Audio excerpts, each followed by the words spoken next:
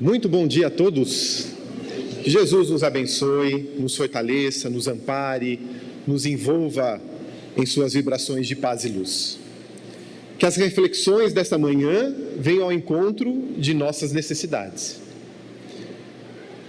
O tema Jesus, sem sombra de dúvidas, é o tema central da nossa vida.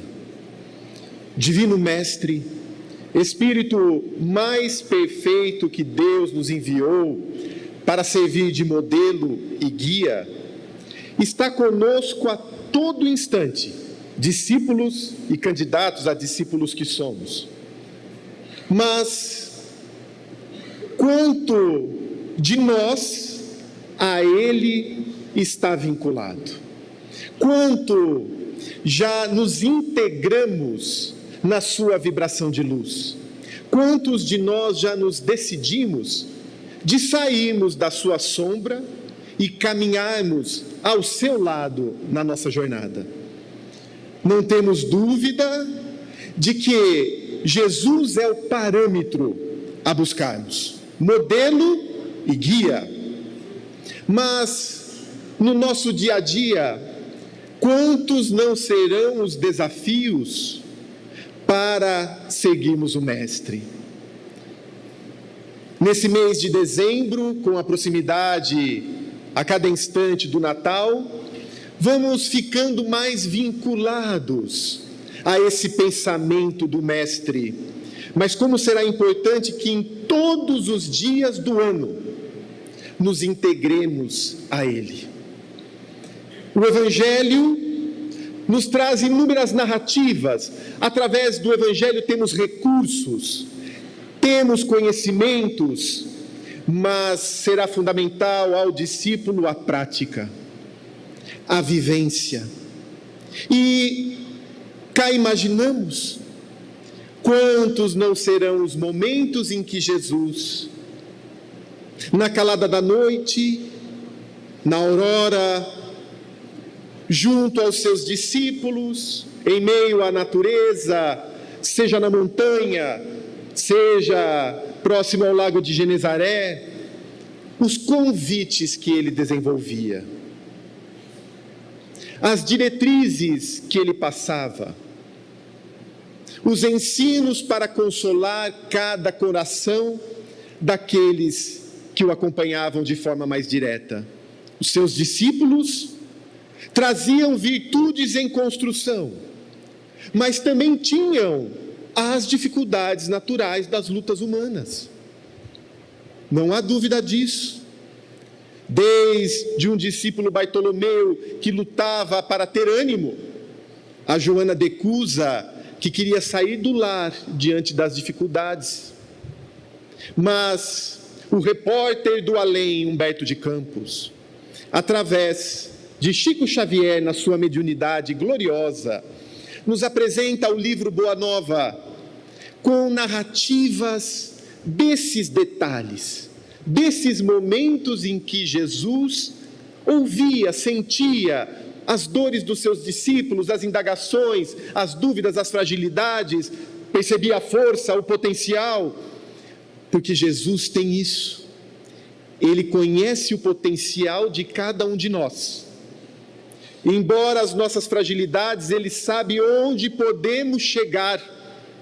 E esse potencial é que Ele desenvolve, como fez com Saulo, resultando na transformação a Paulo. Mas numa dessas noites, Jesus, percebendo uma certa aflição junto aos seus discípulos, propõe ouvi-los. E eles questionavam, e isso está no capítulo 6 do livro Boa Nova, exatamente quanto à edificação do reino de Deus em si. A dificuldade que os discípulos percebiam para erigir, construir o reino de Deus, dos sacrifícios que tinha que fazer, das renúncias. E começamos a pensar como realmente é uma construção. O que é o reino de Deus? Muitos imaginam que ao desencarnarmos, que ao deixarmos o corpo físico, vamos para o reino de Deus, para o reino dos céus. Mas o que será isso, se Jesus afirmou que o reino de Deus está dentro de nós? É íntimo, é interno. Vejam como é uma construção do quê? De valores. É uma construção de sentimentos nobres.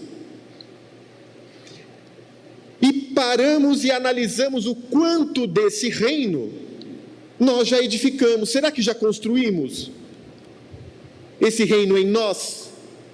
Porque quando desencarnamos, será que vamos para lugar X, para lugar Y? Ou mentalmente, vibracionalmente, nós já estamos nesse estágio espiritual, de acordo com esse sentimento, de acordo com os nossos pensamentos, já estamos numa determinada vibração, temos uma determinada cota, um peso específico do nosso corpo espiritual, que nos situa numa região espiritual, de tal modo que nós já estamos vivendo hoje nas regiões inferiores da vida, ou nas regiões superiores, só que num corpo de carne. Vivemos num mundo de vibrações. E os discípulos percebiam como é difícil essa construção de valores. Porque abandonar as paixões humanas é necessário ainda sacrifício e luta. E eles questionavam, mas em que nível? Será que é simples abandonar um sentimento doente? Pergunto aos senhores, é simples mudar um hábito? Como se cria e como se altera um hábito? Repetições.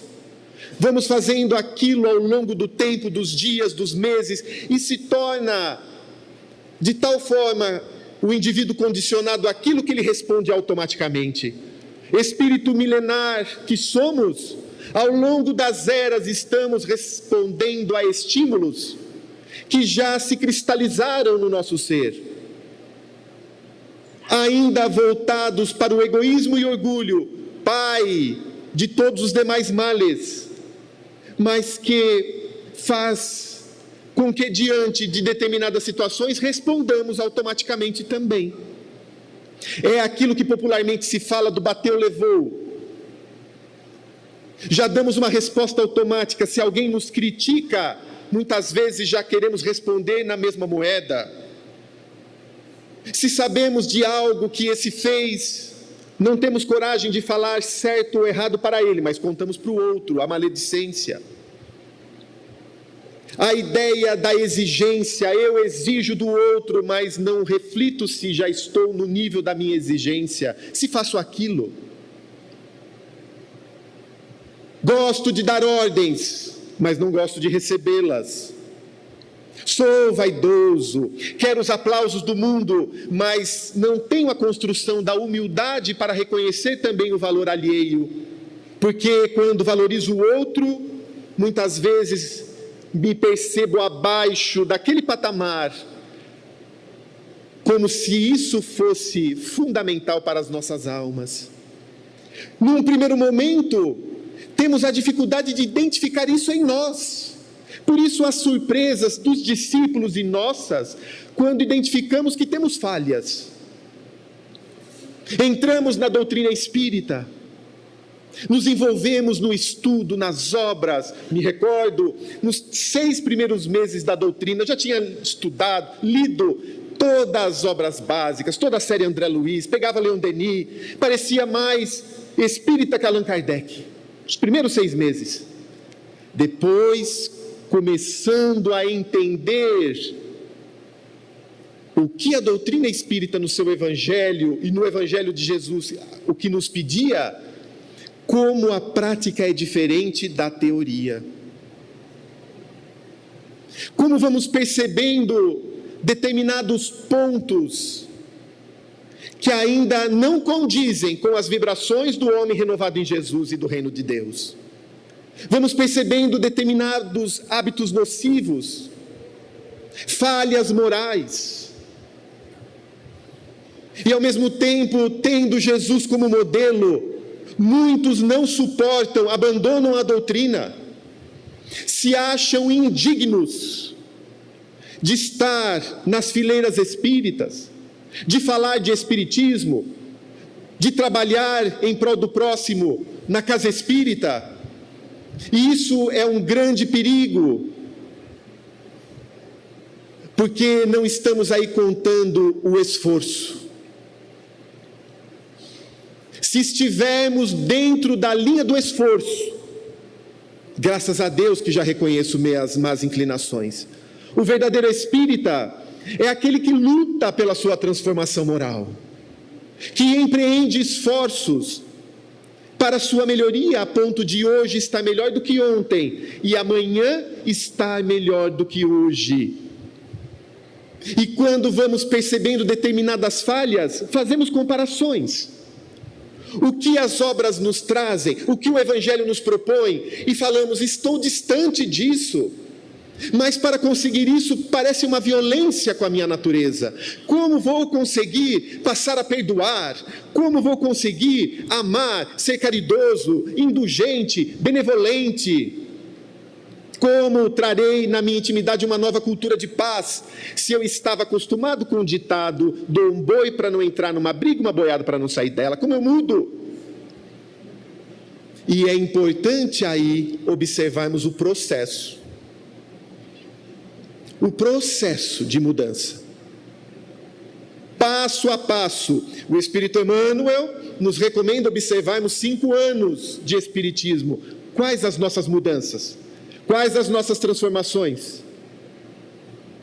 O Sermão da Montanha é substancioso para darmos uma diretriz de vida.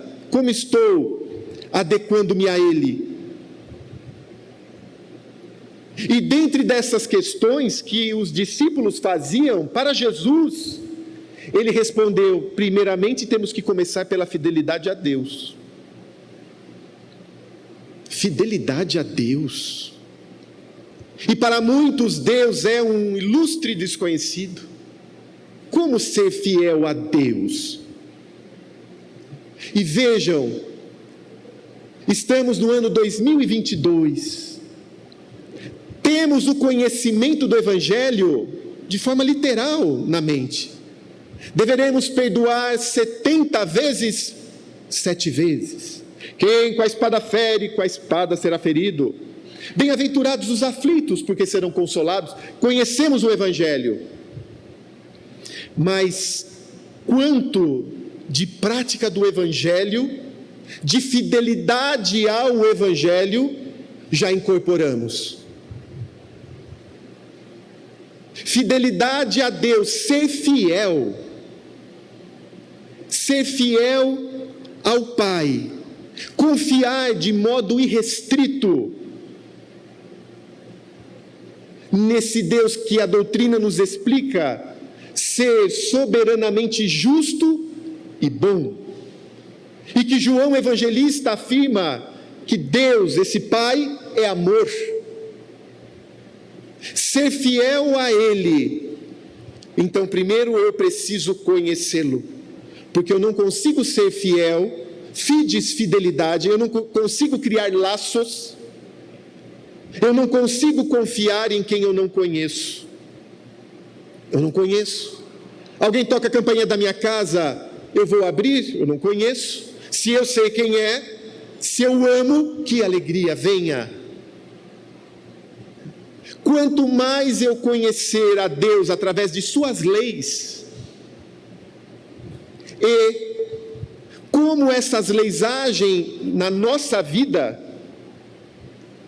e identificarmos que essas leis realmente são soberanamente justas, boas, têm um objetivo, eu me integro, eu passo a confiar, eu passo a ter a real certeza, que é diferente do acreditar.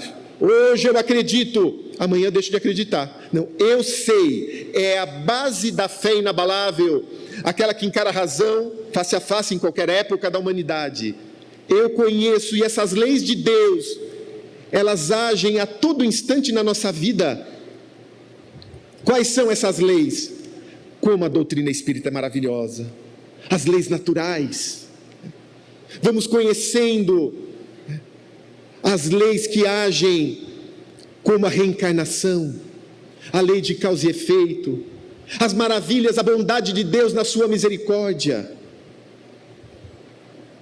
Informação temos, quantas, de que esse mundo de dificuldades que é a Terra é provisório, ela se regenerará. Avançaremos para mundos felizes, celestes.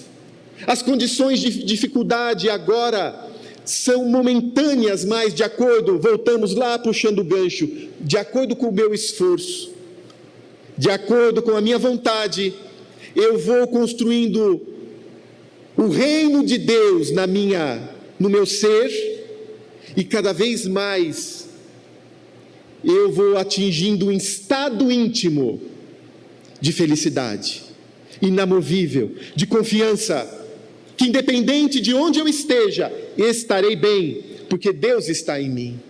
Eu e o Pai somos um, disse Jesus. Ninguém vai ao Pai se não for por mim. Eu sou o caminho, a verdade, a vida. Então vamos identificando com o Espiritismo Deus junto de nós. E percebemos os nossos potenciais. Os potenciais, os atributos do Espírito, os nossos atributos, para desenvolvermos essa construção. Deus é amor. Deus é amor. Se Deus criou tudo, Ele criou o mal? Não. O mal é a obra nossa que fugimos da lei de Deus. Vinculados às leis divinas, somente trilhamos o caminho do bem e do amor. As dores, as dificuldades, são a consequência desse nosso desvio. E esse nosso desvio, muitas vezes ocorre pela imaturidade do espírito, pela procrastinação, adiamento, a preguiça, pela falta de esforço, de colocarmos em prática aquilo que já sabemos. E quando chegamos aí, e lembramos dos discípulos falando das dificuldades, das renúncias, dos sacrifícios, para construir esse reino em si, cabe analisarmos em que nível estamos, onde nós temos que fazer sacrifícios e renúncias. Estamos vivendo um momento disso? Vejam, Deus é tão maravilhoso que Ele permitiu que desenvolvêssemos um programa para a nossa reabilitação, para que construíssemos o reino dele em nós. Como é esse programa? Se chama planejamento reencarnatório, programação reencarnatória. No mundo espiritual, quando estudamos o nosso passado, entre uma existência e outra, na erraticidade, no mundo espiritual, analisamos os sentimentos doentes que ainda não condizem com as bem-aventuranças do reino de Deus. Quais são as vibrações que eu tenho que me afastam do convívio com os nobres espíritos? Não existe privilégios no mundo espiritual. Não vamos imaginar que alguém chegará às alturas simplesmente por ser espírita, ou por dizer-se X ou Y. Tudo é construção espiritual, tudo é vibração, tudo é vibração, tudo é construção. E aí analisamos o que no mundo espiritual? Aquilo que ainda não condiz com essa realidade. Onde eu faço essa mudança? Onde eu faço essa mexida? No mundo espiritual, nós avançamos muito. Lemos as obras de André Luiz. Quanto estudamos, quanto trabalhamos, quanto a reconsiderar, mas é aqui, na terra, que conseguimos fazer essa transformação. E Deus nos dá um cadinho depurador que é o lar. O lar. E nesse lar teremos o laboratório, via de regra, para muitos árduo, para despojarmos determinadas vibrações que estão atrapalhando a nossa felicidade e que insistimos em manter. Por que insistimos? Porque dá prazer. Alguém já sentiu prazer em falar do outro pelas costas? Falei da maledicência. Comentar do chefe. Pegar um erro de alguém que não gosta. Eu sei que em Campinas isso é difícil. Em Jundiaí já vi. A gente tem um quê com aquele cidadão, com aquela pessoa, e de repente ela falha. E a gente por dentro, mudanças são necessárias. Às vezes, agora com o conhecimento espírita, a ideia da vingança colocamos na lei de causa e efeito. Quando um desafeto se complica, a lei de causa e efeito. Ele construiu e agora está recebendo. Qual é a vibração que eu estou passando? Às vezes de satisfação pelo mal do outro, mas eu visto aquilo como sendo a lei de causa e efeito que o pegou, que o atingiu. Então eu ainda tenho ímpetos de vingança. Quantas questões que a gente vai percebendo no íntimo, e aí, analisando isso, chegamos aqui com 3, 4, 5 pessoas no nosso seio familiar. Aí somos convidados à mudança, à modificação. E diuturnamente eu trabalharei esse processo. Porque eu vou acordar junto com aquele ser, vou passar o dia, vou dormir. Se adoece, eu tenho que cuidar. Se eu adoeço, eu tenho que ceder para receber ajuda. E é fácil esse processo? Quantos de nós viramos as costas e queremos sair fora disso? Ninguém foge de si mesmo.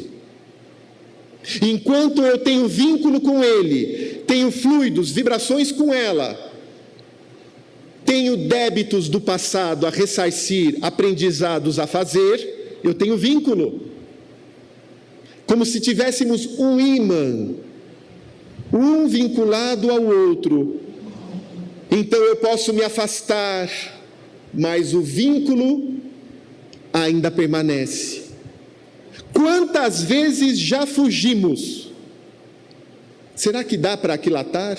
Será que dá para imaginar? Quantas oportunidades de uma mudança real já não tivemos e deixamos para outra? Agora é o momento em que temos as melhores ferramentas, todas as possibilidades, as melhores opções para que dê certo o processo. Vamos desperdiçar? Então é necessário analisar onde eu estou sendo mais exigido. Onde eu estiver sendo mais exigido, é exatamente onde eu tenho que transformar, é o meu ponto vulnerável. E como será positivo fazer essa transformação, enquanto estamos nas quadras felizes da vida? Diz Leon Denis, utilizando os potenciais da nossa alma, usar a consciência, ou seja, utilizar o filtro da consciência. O que eu devo falar? O que eu devo fazer? Trabalhar o livre-arbítrio. Como vai ser a minha escolha? Escolherei pelo meu tormento ou escolherei conectado a Deus? Não, eu escolho ajudar, eu escolho relevar, eu escolho perdoar. Como será importante utilizar pensamentos saudáveis, pensamentos que me impulsionam a fazer aquilo que eu preciso fazer. Mas se não utilizo esses recursos, sobra-nos o quê? A dor, diz Leon Denis. Pensando nos recursos, conscientes que já somos pelo Espiritismo. Somos conscientes, somos espíritos conscientes, responsáveis. Esse indivíduo que está comigo, ou a dor que eu guardo na minha vida nesse momento, é a pedra preciosa para que o meu íntimo se converta a Deus. E eu posso fazer isso pelo amor ou pela dor. Quantas vezes o outro só precisa de um pouco de atenção para perceber-se valorizado? Quantas vezes uma palavra que estimula, que reequilibra, faz com que o outro se asserene? Só que se eu não perceber qual é o meu sentimento doente, eu fico dando murro em ponta de faca. Eu tenho que saber qual é o meu ponto de desequilíbrio, o meu tormento, fincado muitas vezes no poder, na posse, no prestígio ou no prazer. Não raro eu fico cego, surdo, quando isso está envolvendo-me e tendo a cair. Vou exemplificar, falei do poder. Então vejam, nós estamos buscando o reino dos céus, só que o nosso tormento é o poder. Tormento que vem sendo cultivado pelo Espírito há muito tempo. Eu quero dar ordens, eu quero mandar, a última palavra é minha. Só que eu também quero construir o reino de Deus. Quantas vezes eu não caio porque esse meu poder foi colocado em xeque, porque eu me senti rebaixado, porque eu não fui consultado, porque não me valorizaram, porque eu não fui citado.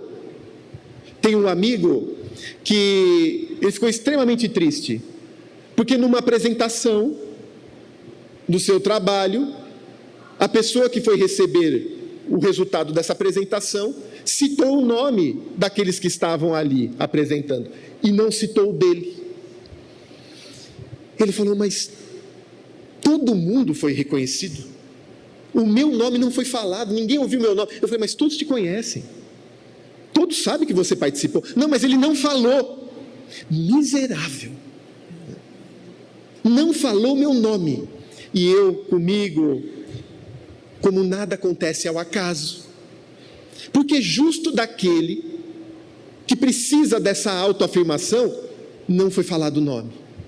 O que ele está? E essa inconformação, vejam, são vibrações que ele está, como que se alimando delas, deixando, é duro.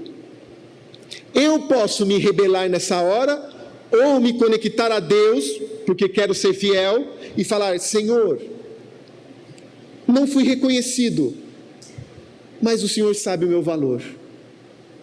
Entreguei a Deus. Entreguei a Deus, estou conectado a Ele. Se eu não fui reconhecido, por quê? Que trabalho que eu estou fazendo da humildade, de baixar um pouquinho os joelhos, diminuir, porque já fui muito insuflado, então agora é um trabalho mais de humildade, porque sem humildade eu não conquisto o reino dos céus. Está lá, bem-aventurados os simples, né? No capítulo do Evangelho, é a base da virtude, a humildade. É se reconhecer como os demais.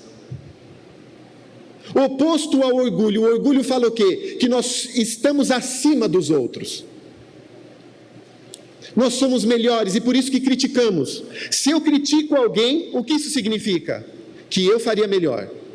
Olha, você não deveria ter deixado o álcool em gel desse jeito. Significa o quê? Que eu teria colocado ele numa direção melhor, numa proporção correta. Se nós criticamos por trás, via de regra, está assim escrito, eu faço melhor. No entanto, também não é estar abaixo dos outros, o que geraria uma baixa autoestima, conflito. Muitas vezes eu quero me esconder, eu não quero fazer nem prece em público, eu tenho vergonha, o que vão pensar de mim, o que vão falar de mim, outros fazem, porque eu não quero ser julgado, porque eu não quero ser avaliado, porque eu tenho tão alta conta de mim, que eu não quero que isso possa ser atrapalhado. Ou já falhei tanto me expondo no passado e agora eu sinto isso. E aí o que ocorre? Muitas vezes, diante das pessoas e das situações que tocam o nosso ponto vulnerável e nós sentimos, nos irritamos. Joana de Ângeles, no livro Conflitos Existenciais, ela diz o seguinte: ficou com raiva? Fiquei. Primeira coisa, não responda.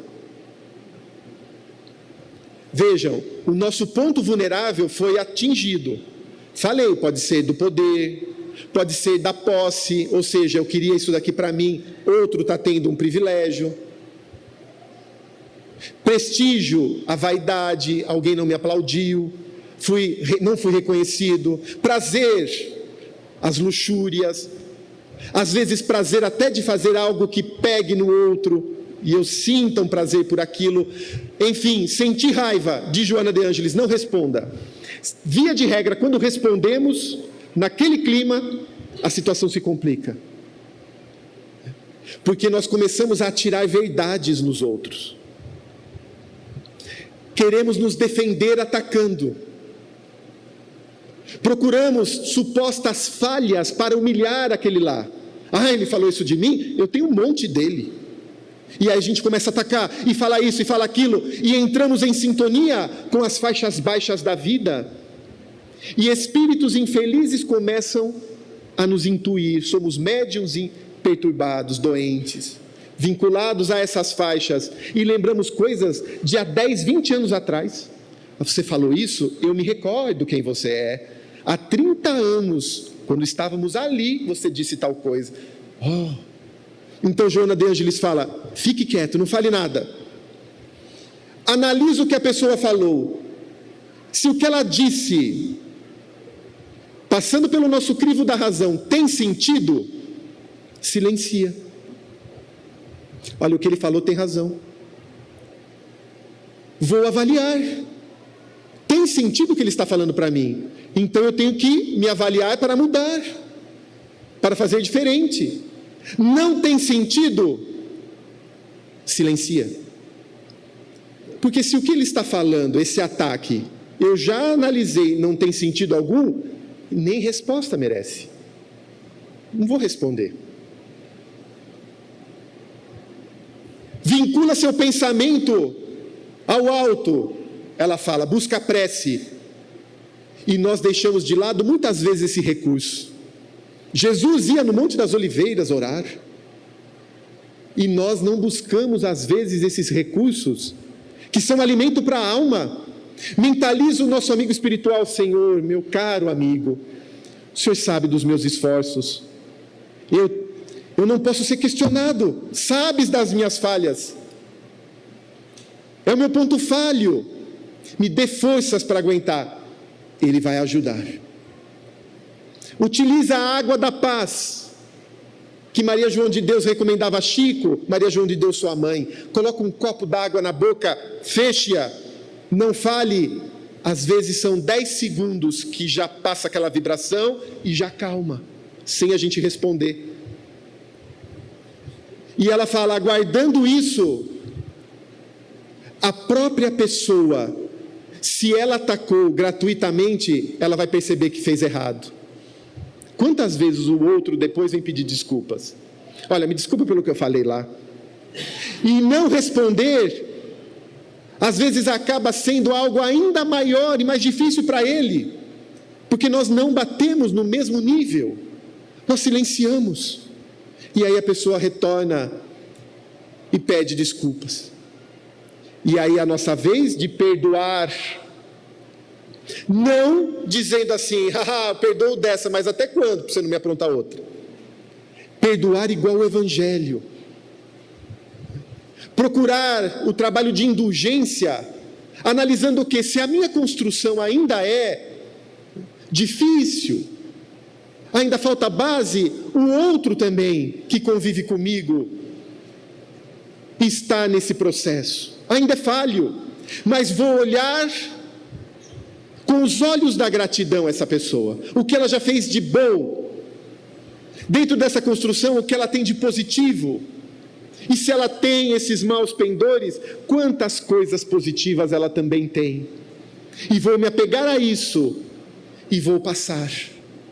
Meus amigos, uma experiência realizada 2, 3, 4, 10, 100, 1000, diz Emmanuel, vai desenvolver uma mudança efetiva na nossa intimidade. Isso que me chama muita atenção, vejam, não é uma vez. Eu já fiquei quieto ontem, hoje não sou de ferro. Fiquei quieto ontem, hoje eu vou ficar. Vão me fazer de bobo. Eu fico quieto, eles montam em cima. Vão me fazer de bobo. Não. Exemplificação cristã. Exemplificação cristã. Você pode lavar a louça? Você pode lavar a louça? É óbvio que filhos a gente vai educar com energia. Agora você vai lavar a louça. Mas, às vezes, cobrar de um adulto. Faz isso, faz aquilo, me ajuda nisso, me ajuda naquilo. Sai do sofá, homem, sai do sofá, mulher. Do Face, venha me ajudar. Às vezes a casa vive num clima de cobrança. Esse cobra ela cobra ele. E se mudarmos a técnica? Até quando vamos exigir do outro? E se ao invés de exigir, eu vou dar o exemplo e fazer junto, pedir apoio, mas se não tiver, com o apoio do alto, eu faço. O exemplo nunca vai ser deixado de lado.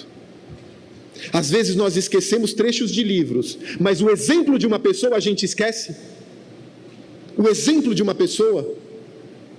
Uma mãe, ela exigia muito de um filho recém-saído da juventude, que não fosse às noites encontrar com os amigos porque ele estava se drogando.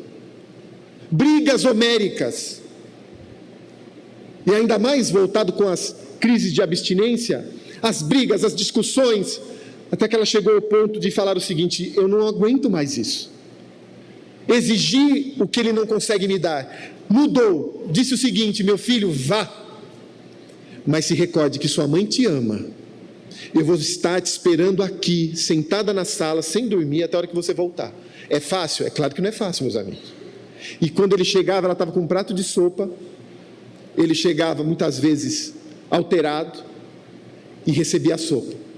Ele foi chegando mais cedo, das 3, 4 horas da manhã, às 2, à 1, meia-noite, até um dia que ele saiu, não deu 1 minuto, voltou: mãe, pelo amor de Deus, me interna, mãe. Eu não consigo mais ir para a rua, para as baladas, para as drogas, sabendo que a senhora está de pé, acordada, me esperando aqui. Me ajuda, mãe. Ela o internou.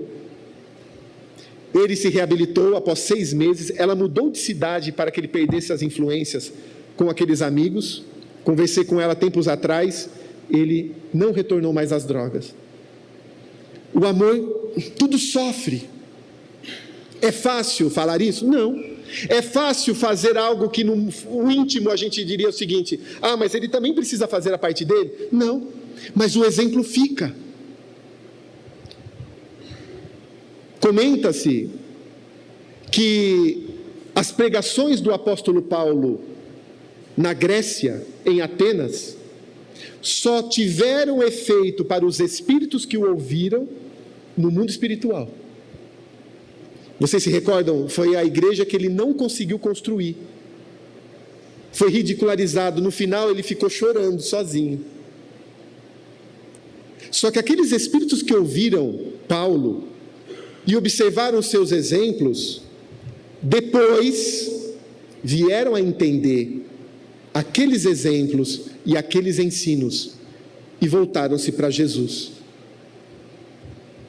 Quem não se recorda de um exemplo silencioso de simplicidade de um avô?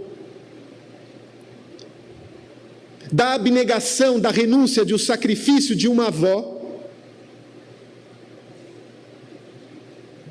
Que para que os seus fiquem e sejam felizes, abre mão de tudo. O trabalho, vende tudo para ajudar esse, para ajudar aquele. Sacrificial a existência. Aquilo mexe conosco, é o exemplo. A teoria vai até o momento em que chega a hora da prática. E qual é esse momento? Talvez estejamos vivenciando isso agora. Talvez o momento da prática seja nesse momento, seja nesse instante. Muitos dizem: a minha vida é muito tranquila, é tudo muito calmo, coloque as barbas de molho. Porque no mundo de provas e expiações, com um passado a aceitar, ter uma vida absolutamente tranquila, será que eu estou sendo indiferente à dor do outro? Porque se está tudo muito bem para mim, agradeço a Deus, busco recursos e ajudo o próximo. Porque se está bom para o meu lado, em qualquer sentido, as dificuldades aí fora estão alarmantes. Ideias de suicídio, ideias de aborto, desilusões familiares, relacionamentos. Então eu posso ajudar, porque o meu momento de testemunho vai chegar. Vai chegar uma hora de testemunhos. Quando Jesus falava dos testemunhos que os discípulos deveriam ter, chegou o momento deles exemplificarem isso. Quantos não foram para os circos? Quantos não foram mortos por afirmarem Jesus? Quando lemos o livro Ave Cristo, de Emmanuel, Eurípides Barçanufo, Rufus, olha a fidelidade a Deus. Rufus, afirme que a deusa pagã Cíbele é maior que Jesus. Não posso. Você vai morrer. Jesus é o nosso divino mestre e salvador. Eu sei que é isso, eu sei que é verdade, eu não posso negar. Chame a família. Chamou a esposa e as 2 filhas. Vamos vendê-las como escravas. Se você não falar que Jesus é menor que Deus a Cíbele, não posso falar porque eu sei o que é verdade. Você vai morrer, mas atado a um potro selvagem, amarram-no a um cavalo selvagem, ainda dão a última chance, vendem a esposa e as filhas na frente dele, e quem as comprou vai até o seu ouvido e diz: morre em paz, eu sou cristão. Elas foram vendidas para um comerciante cristão, e soltam o cavalo selvagem que vai estraçalhando o corpo de Rufus, que é o professor de sacramento Eurípides Barçanufo, fiel desde dos primeiros séculos, desde o tempo de Jesus. Construção.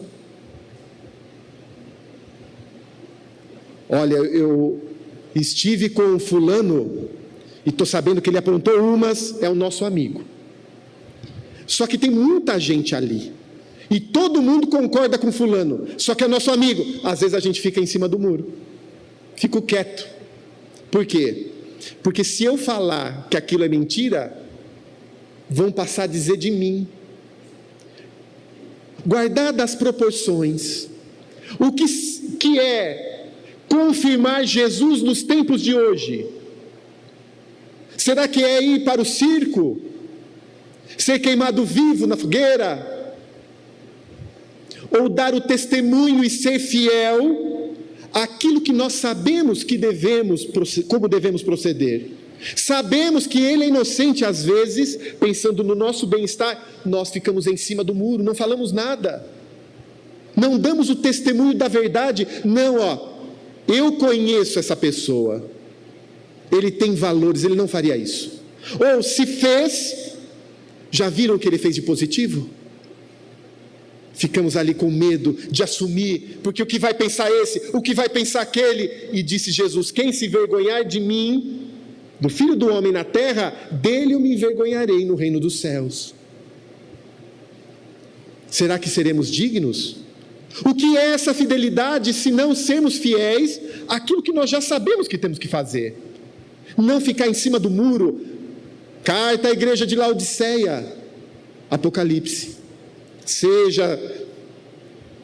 Importa que sejais frio ou quente, porque se fordes mornos, vomitar-te-ei de minha entranha. Frio ou quente, posições definidas. Seja seu modo de falar um simples sim, um simples não, posições definidas. Quando nós sabemos o que precisamos fazer e pelo nosso tormento não fazemos, a consciência vai cobrar. E ninguém com cobrança, com dívida consciencial, entra no reino dos céus. Olha como a gente precisa ir se resolvendo. E não são as grandes coisas, são as pequeninas coisas. São as 1000 alfinetadas que acabam por ferir. Percebem? São os pequeninos testemunhos aqui e acolá. São as pequenas atitudes no bem que vão dar esse estofo maior lá na frente. Porque ainda, falando por mim, não tem uma construção para grandes edifícios de bondade. Não, vou montar uma mansão do caminho, uma casa do caminho, vou lá para... Não, peraí, qual é o meu projeto de bem onde eu estou? Às vezes achamos que é fora a nossa ação no bem. Ela está muitas vezes mais perto de nós do que imaginamos. Não, eu vou montar um lar de idosos para 300 idosos. Eu consigo conversar meia hora com a minha mãe e com o meu pai, que me exigem paciência? Que eu já construí paciência com os meus pais? Não, mas eu vou sair pelo mundo, eu vou para cá, para lá. Eu consigo ir até a casa da minha irmã, que tem dificuldades materiais, para ver o que está faltando, sem ela perceber que eu quero ajudar, para não humilhá-la? Porque muitas vezes isso acontece, eu já conheço um caso também, uma pessoa teve que receber uma cesta básica e ela não podia saber que era da família que estava dando, porque ela não aceitaria, e sabíamos que a condição dela era difícil. Então, para que ela não recebesse e se sentisse humilhada, uma volta toda para que ela recebesse aquela cesta, ajudar em silêncio. Já fiz isso, ao invés de sair pelo mundo, ajudando. Olha como que é mais próximo. Dentro do lar, obviamente, vou me fortalecendo e vou ajudando o entorno, é claro. Quantas vezes, saindo para uma visita fraterna, percebemos o muito que nós já temos. Indo a choupana, as dificuldades, valorizamos o que nós já possuímos. E se nós não temos aquilo que queremos, que desejamos, podemos valorizar o que já está conosco, viver com o pé no chão. Olha como são coisas simples, pequeninas. Qual é o nosso projeto do bem? Conforme diz Neio Lúcio no livro Jesus no Lar, a caridade desconhecida, aquilo que ninguém sabe, mas nós estamos em luta. Nós estamos em luta. Vamos imaginar, a gente falou da crítica. A minha luta é para não criticar. Então por dentro eu estou fazendo um esforço, estou segurando a língua, estou mordendo, já até... deu afta de tanto. Ninguém sabe, mas a gente sabe. Jesus sabe. Jesus sabe o esforço que a gente está fazendo. Olha, eu estou fazendo um esforço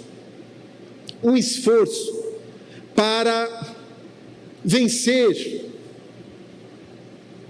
a preguiça e fazer o evangelho no lar. Ninguém está vendo, mas eu estou no esforço. O primeiro momento, a sair da velocidade zero, exige mais. Mas quando já estamos em movimento, aquilo vai se tornando uma prática até o momento que eu faça com alegria. Esforço. E se ninguém me valorizar, é um projeto individual. Nosso com Deus, intermediado por Jesus. O importante é o quê? São as pequenas vitórias. E Emmanuel fala, valorize e sinta as pequenas vitórias e a vibração que ela te proporciona. Quando a gente tem uma pequena conquista, valorize isso. Poxa, como é gostoso vencer a si mesmo. Hoje venci, olha, eu fiz isso. Fiz isso e eu não estava acostumado. Como é bom. Deus vai se utilizar daqueles que estão nesse esforço para ir multiplicando suas bênçãos. Com quem os espíritos superiores vão contar? Com os teóricos do bem ou com aqueles que reconhecem as suas limitações, mas estão trabalhando? Conosco. Por isso que vem mais empenho do alto. Vem mais empenho.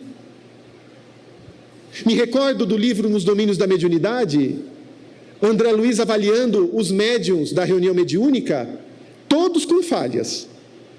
Mas os bondosos espíritos falando, olha, ele tem uma falha sim nisso, mas vejam, ele está lutando. Ele vem até aqui, é esforçado. No seu dia a dia ele tem trabalhado nisso. Merece o nosso apoio. Olha como que a espiritualidade vê. A gente não consegue imaginar a corrente de solidariedade que criamos com o mundo espiritual. Falei de lar de idosos, um lar de idosos. Começamos a visitar o Senhor X. A gente se esquece que toda uma família espiritual está vinculada a Ele. E vamos criando vínculos com Ele, vamos ajudando. Os momentos em que Ele com ninguém conversava há dias, agora conversa conosco. Os bons espíritos que estão vinculados a Ele criam um vínculo conosco também, se empenham a nos amparar. E a corrente de solidariedade, a corrente do bem, vai sendo de tal forma desenvolvida, porque ninguém pode ajudar se não ajuda. E ninguém recebe ajuda simplesmente se também não estiver envolvido no bem. Mais um exemplo do livro Nosso Lar. Uma senhora indo ao ministro Clarencio, pedindo a possibilidade de voltar à terra para ajudar seus familiares que estavam em perturbação. André Luiz estava junto, ele também ia fazer um pedido, ele atendia de duplas, ela foi primeiro, e ele falou o seguinte: deixa eu olhar a cota de trabalho no bem da senhora. E eram pouquíssimas horas. E ele diz: se a senhora não se desprendeu no trabalho ao próximo, não conseguiu desenvolver amizades aqui, que agora seriam fundamentais para, junto com a senhora, ajudar ela na terra. Não criou ainda bagagem diante de dificuldades. Volte e reflita. Quantas vezes nós não pedimos ajuda para as nossas dificuldades, mas somos indiferentes às dificuldades do outro? Ah, Senhor, eu tenho tão pouco, mas quanto que eu tenho ajudado nesse suposto pouco que eu tenho? Se eu ainda não consigo ser grato a tudo que por misericórdia eu recebi, e clamo por justiça, justiça, eu deveria clamar por misericórdia. Talvez pela justiça eu não receberia o que recebo. Mas se eu já consigo valorizar o que eu tenho e ajudo o outro, eu sou merecedor de mais amparo e apoio. Nesses dias, quando observamos as pessoas, o mundo ainda tão na ilusão de que a vida simplesmente se resume aos anos que passamos aqui na terra, quando observamos ainda